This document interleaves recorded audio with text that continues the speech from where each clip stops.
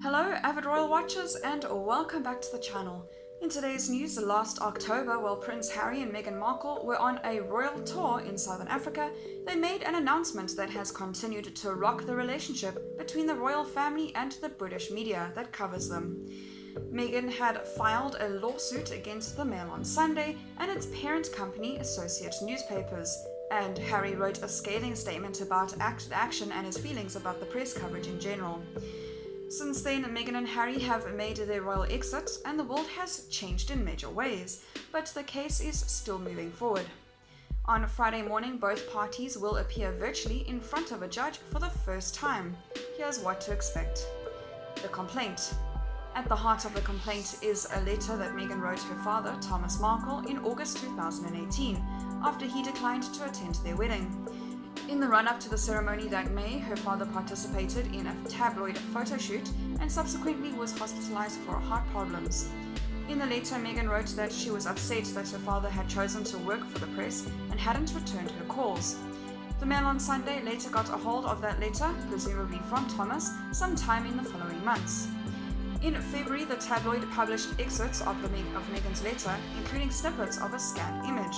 In October, Meghan sued the tabloid's parent company, Associated Newspapers, for misuse of private information, copyright infringement, and breach of the Data Protection Act of 2018. What to expect on Friday? On Friday, lawyers for both Meghan and Associated Newspapers will call into a remote preliminary hearing ahead of the full trial. The hearing is set to begin in the early morning hours Los Angeles. But it is unclear if Meghan will participate. According to the Press Gazette, Associated Newspapers is looking to strike some aspects of the Duchess's initial complaint. So far, the company's specific requests have not been made public, but the documents filed by both parties over the last few months might give us some insight into how things will proceed. In January, Associated Newspapers filed a brief claiming that Meghan's letter to her father should not be treated as a private document. It is denied that the publication of the words complained of constituted a misuse of the claimant's private information or a breach of the claimant's GDPR, General Data Protection Regulation rights, or an infringement of the claimant's copyright in this letter, as alleged or at all, it said, according to experts in the documents first published by The Telegraph in January. The contents of the letter were not private or confidential, self-evidently or at all. The company claimed that the clean handwriting and the carefully worded nature of the letter implies the Duchess intended for the letter to become public someday. In response, Meghan's lawyer said it was clearly a private document because it details her intimate thoughts and feelings about her father's health and her relationship with him at that time, according to The Sun. The responses added that the Mail on Sunday chose to deliberately omit or suppress and intentionally distort or manipulate parts of the letter. The handwriting issue is an unusual one. For years, Meghan has written letters that feature her clean, practically Victorian handwriting, and when she was a fledgling actor, she used to supplement her income by taking on freelance calligraphy jobs. It's too soon to tell if this history will come up in her court case.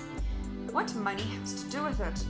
According to documents obtained by The Telegraph, Meghan's lawyers may also discuss the couple's finances and the public funding formally granted to support their office, in response to Associated Newspapers' claims that Meghan and Harry have immense wealth and privilege. Her lawyers argue that her role as a public figure shouldn't compromise her rights. The claimant's right to privacy is neither proportionate to nor dictated by the supposed amount of money or privilege she has, nor could it possibly or sensibly be so as a matter of law.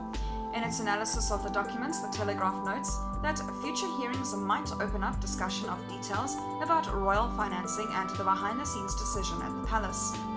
What comes next? On Sunday night, Meghan and Harry's spokespeople sent a letter to 4 British tabloids, The Sun, The Daily Mirror, Associated Newspapers, Daily Mail, and Daily Express, informing them that the couple's new California-based press shop would no longer engage with them at all, whether for comment or corroboration. It added that the couple didn't intend to censor any outlets, but commentators across the country have begged to differ. Whether the couple's policy is permanent might have something to do with the outcome of Meghan's lawsuit against Associated Newspapers. Friday's hearing is just the first step in a process that could lead to a full trial. Regardless of what happens, it's clear that this battle is just getting started. That is all for today's news. Thank you very much for watching. I'll see you next video.